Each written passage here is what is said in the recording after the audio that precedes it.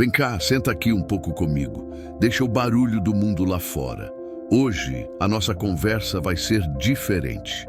Mais longa, mais profunda.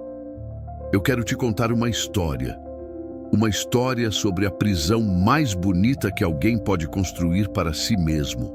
Você já se sentiu prisioneiro de uma imagem? De uma vida que por fora parece perfeita, mas que por dentro é oca e frágil como cristal. A casa impecável, o casamento de revista, o sorriso ensaiado para as fotos, sabe? Aquela performance constante para uma plateia que, no fundo, a gente nem sabe se está aplaudindo de verdade. Hoje não vamos falar sobre o que acontece quando se tem tudo. Vamos falar sobre o que acontece quando a vida, quando Deus, em sua infinita e por vezes dolorosa sabedoria, nos arranca tudo o que a gente pensa que ama, para nos forçar a encontrar a única coisa que realmente precisamos. Esta é a jornada de Regina, uma mulher que vivia atrás de uma máscara de cristal, e a chocante e libertadora verdade que ela encontrou nos estilhaços. A vida de Regina era uma tapeçaria tecida com os fios mais caros do sucesso. Aos olhos de quem via de fora, era uma obra de arte. Casada com Cláudio Torres, um nome pesado no mundo dos negócios, sua residência no Jardim Europa não era um lar, era uma declaração, uma vitrine de bom gosto, onde cada objeto, cada arranjo de flor parecia ter sido colocado ali por um curador de museu. Vamos entrar na ponta dos pés em uma de suas noites de gala. O ar é denso com o perfume de lírios brancos e o zumbido baixo de conversas importantes. Homens de poder, mulheres de sobrenome. E no meio de tudo, flutuando, não andando, está Regina. O vestido azul marinho, a joia discreta e caríssima, o sorriso que nunca vacila. Ela é a maestrina daquela sinfonia de aparências. Ela se aproxima de um grupo. Margarida, querida, que bom que veio. Amei seu colar, é da nova coleção, não é? O elogio é a moeda de troca daquele universo. Enquanto Margarida se deleita, a mente de Regina é um computador em alta velocidade. O garçom do setor 3 está demorando. O Dr. Vasconcelos parece entediado. Preciso resgatá-lo. Meu sorriso está natural? A exaustão de manter aquela engrenagem funcionando era um segredo guardado a 7 chaves. Seus filhos, Lia e Pedro, já adolescentes, também faziam parte do cenário. Ensinados a se portar, a sorrir, a responder o que se esperava deles. Lia, com seus 16 anos, já sentia o peso da herança. Mãe, preciso mesmo ir nesse jantar? Tenho prova amanhã. A resposta de Regina era sempre a mesma, dita com um sorriso que não alcançava os olhos. Querida, seu pai precisa de nós. É importante. Apenas por algumas horas. O que ela não dizia era: a imagem da família perfeita precisa estar completa. Horas mais tarde, o silêncio. O último carro partiu. A casa, agora escura, parece ainda maior, mais fria. No closet gigantesco, Regina se despe da personagem. O vestido caro, as joias, a maquiagem, e se encara no espelho. A mulher que a encara de volta é uma estranha, cansada. Os olhos sem o brilho forçado da festa revelam um deserto. Ela não se lembra da última vez que riu até a barriga doer. Não se lembra da última vez que sentiu o coração aquecido por uma conversa sincera. Ela era uma atriz premiada em uma peça que nunca acabava. E o prêmio era a admiração vazia de pessoas que também estavam atuando. Seu maior pavor, o pensamento que a assaltava nas madrugadas insones, não era o de perder o dinheiro ou a beleza. Era o de que, se um dia Cláudio a deixasse, se o sobrenome Torres fosse removido do seu, ela se dissolveria no ar. Porque ela não sabia mais como ser apenas Regina. A máscara de cristal era tão antiga, tão fundida à sua pele, que ela temia que, ao tirá-la, não houvesse mais rosto algum por baixo. Vamos parar um pouco aqui. Essa sensação da Regina, essa vida de performance, de sua familiar, talvez não em uma mansão, talvez não com jantares de gala, mas no nosso dia a dia, na foto perfeita que postamos nas redes sociais, escondendo a bagunça que está na alma, no "está tudo bem" que a gente responde, quando por dentro tudo está gritando. Isso tem um nome, e a doutrina espírita nos alerta sobre ele com uma seriedade imensa. É a vaidade. A vaidade é muito mais do que apenas se achar bonito no espelho. A vaidade é a necessidade doentia da aprovação do outro.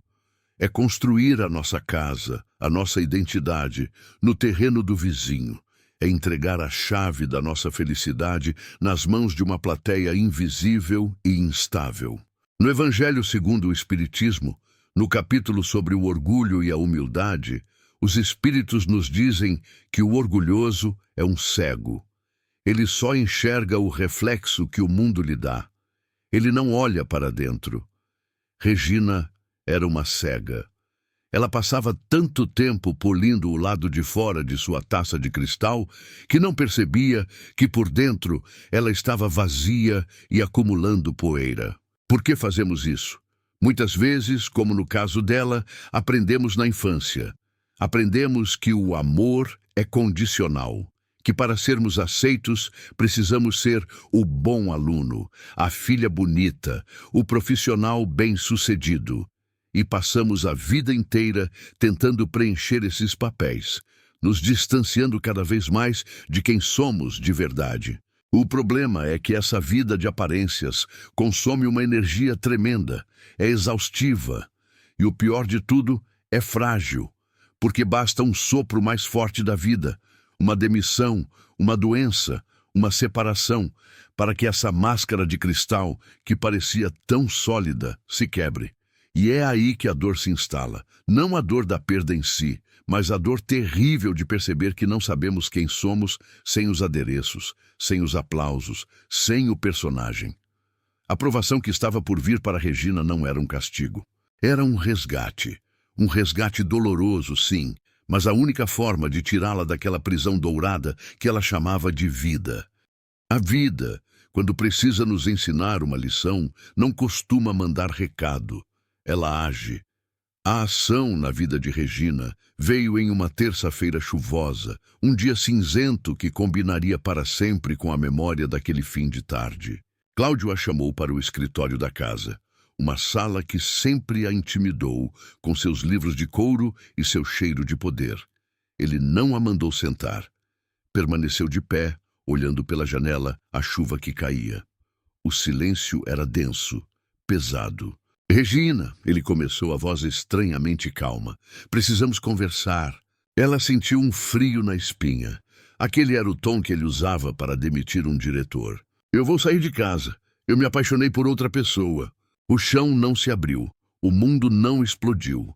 Apenas um silêncio absoluto se instalou. A mente de Regina, em um segundo, vasculhou todo o seu catálogo de reações programadas. Raiva, choro, acusação.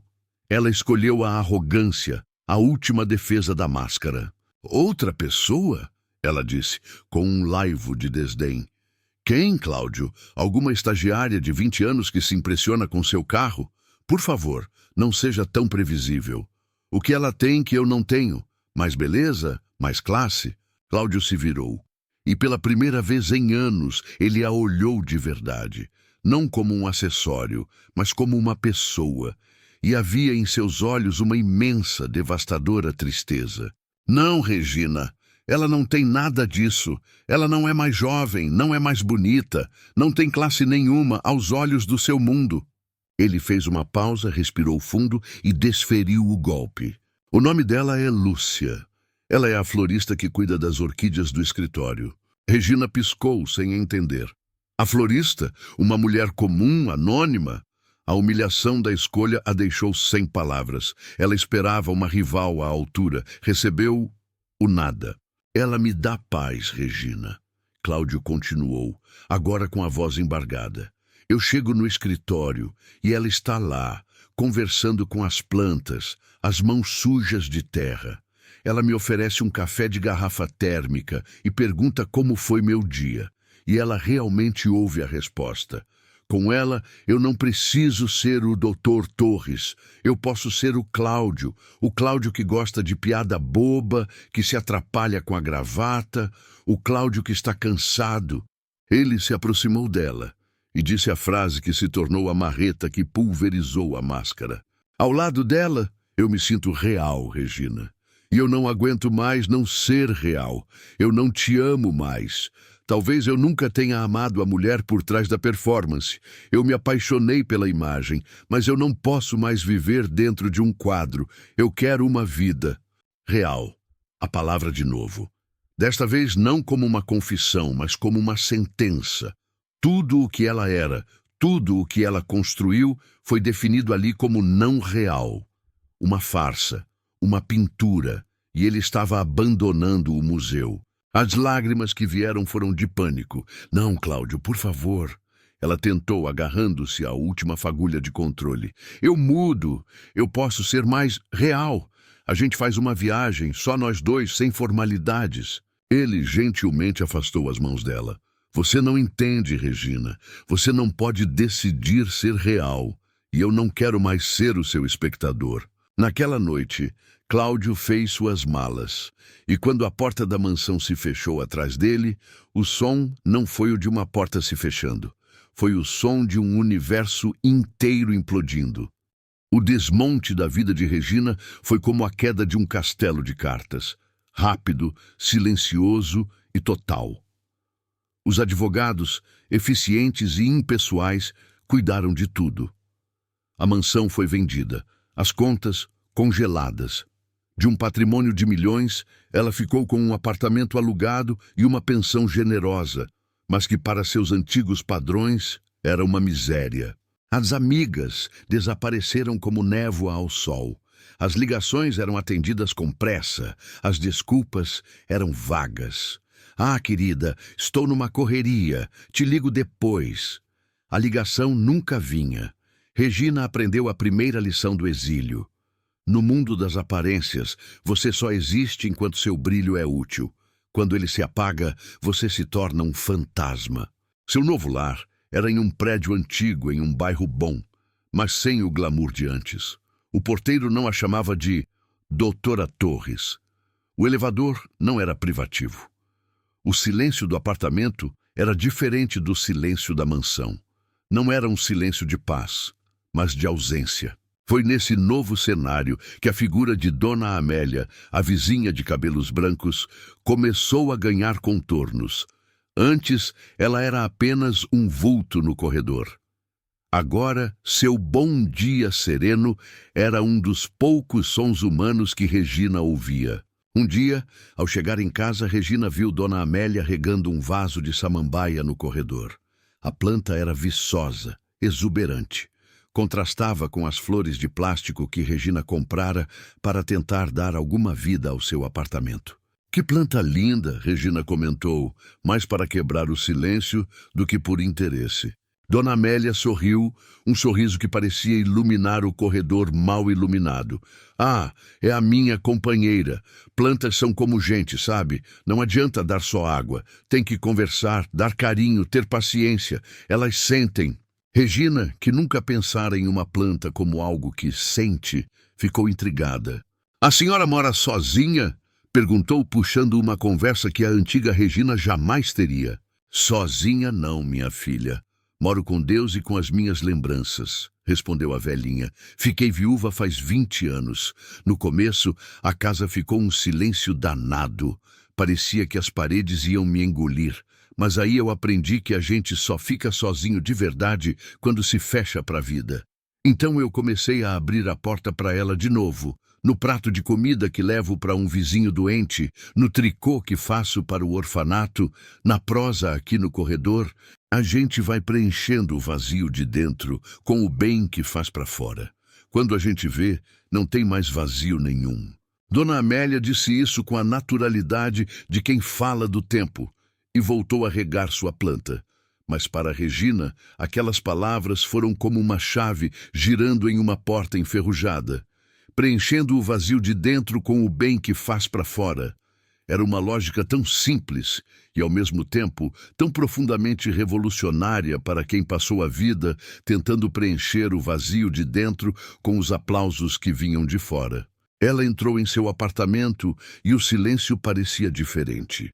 Não era mais apenas ausência, era um convite. Um convite para algo que ela ainda não entendia, mas que pela primeira vez não lhe causava apenas medo. Causava também uma estranha e minúscula faísca de curiosidade. A curiosidade, no entanto, ainda era uma faísca frágil em meio à escuridão de sua dor. A travessia no deserto de Regina foi longa e árida. Sem a rotina social, os dias eram idênticos, uma sucessão de horas vazias que ela tentava preencher com o nada. A televisão ligada em programas fúteis, as páginas de uma revista folheadas sem serem lidas, eram apenas ruídos para abafar o grito de sua alma. Ela emagreceu. Seu rosto, antes um estudo de simetria e maquiagem, agora era um mapa de sua desolação. As olheiras profundas contavam histórias de noites insones, passadas revivendo a humilhação, remoendo a raiva. Uma florista. A frase voltava, insistente, cruel. Seu maior tormento era o espelho. Antes, ele era a ferramenta com a qual ela construía sua personagem. Agora, ele era o seu carrasco. Ele não mentia. Ele mostrava a mulher que ela se tornara. Uma mulher sem brilho, sem propósito, envelhecida não pelo tempo, mas pela amargura. Uma noite, após mais um dia de inércia, ela parou diante do espelho do banheiro. A luz fria era impiedosa, e ela se encarou. Encarou fundo, como nunca fizera. E a pergunta que ela tanto temera em sua antiga vida veio, não como um sussurro, mas como um grito em sua mente. Quem é você? O reflexo não respondeu.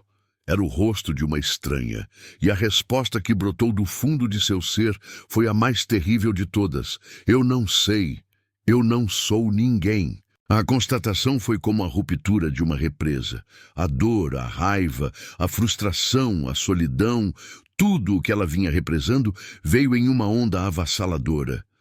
Ela se apoiou na pia, o corpo tremendo, e então um soluço escapou. Depois outro. E, de repente, ela estava no chão frio do banheiro, chorando como uma criança perdida. Não era o choro elegante e contido da senhora Torres. Era um choro animal, gutural, o som de um espírito quebrando. Ela chorou por tudo. Chorou pela menina que foi forçada a desistir de seus sonhos. Chorou pela jovem que vendeu seu coração por um castelo. Chorou pela mulher que viveu décadas em uma mentira dourada. Chorou pelo tempo perdido, pelo amor não vivido, pela alegria não sentida. Chorou, acima de tudo, pela terrível descoberta de que havia dedicado sua única e preciosa vida a construir uma estátua de gelo sob o sol. E agora, tudo o que restava era uma poça de água suja e a sensação de um frio insuportável na alma. Era a noite mais escura de sua jornada, o ponto zero, o epicentro do seu deserto particular. E era ali, naquele lugar de desolação absoluta, que a misericórdia divina silenciosa começava a operar. Meus amigos, que cena dolorosa! E, no entanto, que momento sagrado! O que Regina vivia é o que os espíritos chamam de a noite escura da alma. É o momento em que todas as nossas defesas, todas as nossas ilusões, todas as nossas muletas são arrancadas e somos deixados a sós com a nossa própria verdade. Porque Deus, em sua infinita bondade, permite um sofrimento tão atroz? É a pergunta que ecoa na humanidade há milênios. E a doutrina espírita nos responde com uma clareza transformadora. A dor não é castigo, é remédio. A provação não é punição, é uma cirurgia na alma. Imaginem um médico que precisa remover um tumor maligno. Ele não pode ser gentil com o tumor. Ele precisa cortar, remover, ir fundo, mesmo que o processo seja doloroso para o paciente. Se ele não o fizer, o tumor continuará crescendo e acabará por matar o corpo. O orgulho, a vaidade, o apego material são tumores na alma. Eles crescem em silêncio, nos dando uma falsa sensação de saúde e poder, mas por dentro estão nos consumindo, nos afastando de nossa verdadeira essência, de nossa felicidade real. A vida de Regina era um caso grave. Seu tumor de vaidade era tão grande que havia tomado conta de toda a sua identidade. Remédios suaves, como um pequeno revés ou uma crítica, não funcionariam mais. Era necessária uma cirurgia radical. A vida, como um cirurgião divino, usou o bisturi da separação, da perda de status, da solidão, para extirpar o tumor de uma vez por todas. Dói? Sim. A cirurgia da alma é a dor mais intensa que podemos experimentar. O pós-operatório, que é a travessia no deserto, é um período de fraqueza, de confusão, de dor. Regina estava no auge do seu pós-operatório. Mas o que ela sentia não era a dor da morte, e sim a dor da cura. A dor do tecido da alma começando a se regenerar, livre do peso doente da ilusão. No Evangelho, no capítulo Bem-aventurados os aflitos, nos é dito: aquele que sofre com resignação e olha para o alto, para a causa de suas dores, esse está no caminho da cura. Regina ainda não olhava para o alto. Ela ainda olhava para os escombros. Mas o processo havia começado. A dor estava cumprindo sua santa e amarga função: esvaziá-la do que era falso para que um dia ela pudesse ser preenchida pelo que é verdadeiro. Foi no dia seguinte à sua noite mais escura que a campainha tocou. Regina, ainda envolta na névoa da depressão, pensou em ignorar. Mas algo a fez levantar. Era Dona Amélia, com uma tigela fumegante nas mãos. "Bom dia, minha filha. Fiz uma canja. Dizem que levanta até defunto", disse a velhinha, com um piscar de olhos. "Pensei em você. Posso entrar um minutinho?" Regina, sem energia para formular uma recusa, apenas abriu caminho. Amélia entrou e o cheiro de lar, de cuidado, de canja de galinha invadiu o apartamento estagnado. Ela não fez perguntas, não disse: "Você precisa se animar." Ela apenas colocou a tigela na mesa. "Coma um pouquinho, nem que seja só o caldinho. Força no corpo ajuda a dar força na alma." Regina sentou-se, e enquanto tomava a primeira colher daquela sopa simples, o calor do alimento pareceu se juntar ao calor do gesto. E pela primeira vez em meses, ela sentiu algo que não era raiva, nem autopiedade. Era gratidão. Uma gratidão minúscula, frágil, mas real. Foi o suficiente. Ela olhou para aquela senhora, uma quase estranha, que lhe oferecia cuidado sem pedir nada em troca, e as comportas se abriram. Ela contou tudo. O choro agora não era de desespero, mas de desabafo. Amélia ouviu tudo, segurando sua mão, deixando-a esvaziar o coração. Quando o pranto cessou, Amélia disse: "Minha filha, o coração da gente é como um jardim. O seu está cheio de erva daninha, de mágoa, de raiva. Não adianta só chorar por cima, tem que arrancar uma por uma. E o melhor jeito de arrancar as ervas do nosso jardim é ir capinar o jardim do vizinho." Regina a olhou, sem entender. "Amanhã", continuou Amélia, "eu vou no Asilo São Francisco. É o meu dia de voluntariado. A gente ajuda a dar a sopa, lê um jornal para quem não enxerga. Às vezes a gente só fica do lado, para eles não se sentirem tão sozinhos. Tem tanta dor lá, minha filha, tanta gente esquecida, que a dor da gente, perto da deles, fica até com vergonha de existir. Por que você não vem comigo? Não para ajudar eles, para ajudar você." A imagem de um asilo com seu cheiro de doença e fim de vida era repulsiva para Regina. Mas a alternativa era ficar ali, na sua própria antecâmara da morte em vida. A proposta de Amélia, por mais estranha que parecesse, era a primeira porta que se abria naquele corredor escuro. "Eu não sei fazer nada disso", ela murmurou. "Ninguém sabe até fazer. Para segurar uma mão e ouvir, não precisa de diploma, só de coração. Pense nisso." Amélia se foi, deixando para trás uma tigela vazia e uma semente. uma semente de propósito plantada no solo revolvido e dolorido da alma de Regina. No dia seguinte, Regina foi. Foi com medo, com nojo, com a certeza de que odiaria cada segundo. E, de fato, os primeiros momentos foram um choque. O cheiro, os sons, a visão da decrepitude humana. Tudo em seu ser aristocrático gritava para fugir. Sua primeira tarefa foi ajudar a servir o almoço. Suas mãos, que um dia ajustaram gravatas de seda, agora limpavam a boca de um senhor que não conseguia mais segurar o garfo. Ela fazia tudo mecanicamente, com uma distância emocional, contando os segundos para o fim daquele castigo. Foi então que ela foi designada para a ala da saudade, como os voluntários a chamavam, onde ficavam os idosos mais lúcidos, mas mais solitários. Uma enfermeira lhe entregou um maço de cartas. Seu João, ali no canto, recebeu correspondência. Ele não enxerga mais para ler. Se a senhora puder ler para ele. Regina se aproximou do senhorzinho encolhido em uma poltrona, o olhar vago perdido na janela.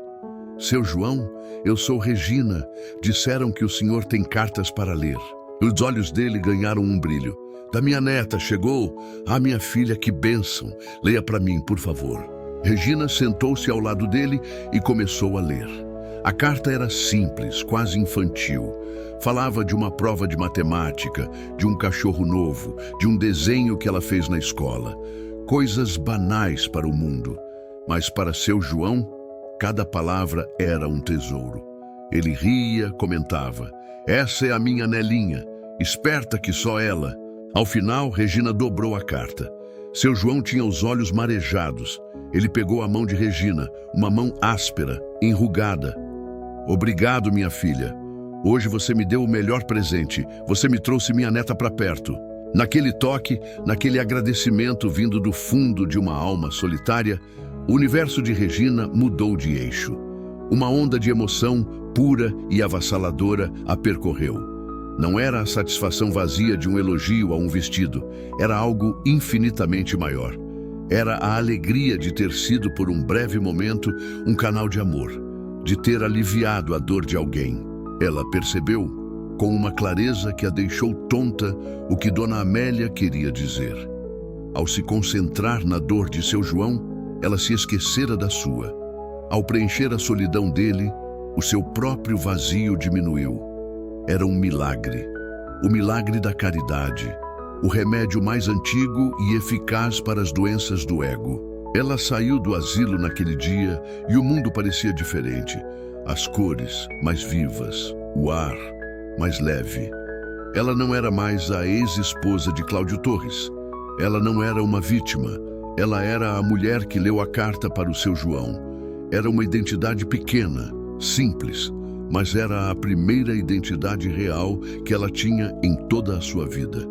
Era o primeiro caco de luz. Aquele foi o começo. Regina continuou voltando. E a cada visita, um novo caco de sua antiga máscara era transformado em um tijolo de sua nova identidade. A identidade de quem ouve, de quem cuida, de quem se importa. Ela descobriu em si uma paciência que não sabia possuir. Uma compaixão que estava soterrada sob camadas de egoísmo. Ela fez amigos de verdade. Dona Amélia, os outros voluntários, os próprios idosos do asilo, pessoas que não queriam nada dela, a não ser sua presença. E em troca, lhe davam o que o dinheiro nunca pôde comprar: afeto sincero. Um dia, meses depois, ela recebeu um telefonema de Cláudio. A voz dele era hesitante. Regina, eu soube que você está trabalhando como voluntária. Margarida me contou. Disse que te viu e que você parece diferente, mas feliz. É verdade? Antiga Regina teria visto naquela ligação uma chance de vingança, de esfregar na cara dele sua superação. A nova Regina apenas sorriu, uma serenidade que o surpreendeu. Sim, Cláudio, eu estou feliz. Obrigada por perguntar e obrigada por tudo. Ele ficou em silêncio sem entender. Obrigada porque eu destruí a sua vida. Não, disse ela, e sua voz era a mais pura verdade. Você destruiu a minha jaula e me deu a chance de aprender a voar. Fique em paz. Ela desligou o telefone e foi até a janela. O sol da tarde entrava dourado em seu pequeno apartamento. E ela se sentiu pela primeira vez imensa, livre. A jornada através dos estilhaços havia terminado. E a verdade que ela encontrou não era chocante. Era simples. A verdade de que a felicidade não é ter uma vida perfeita para mostrar ao mundo. É ter um coração em paz para oferecer a Deus. Que a jornada de Regina nos inspire a examinar nossas próprias máscaras, a abraçar nossas provações como oportunidades e a descobrir que a maior liberdade que existe é simplesmente a liberdade de ser, com amor e para o bem. Fiquem em paz.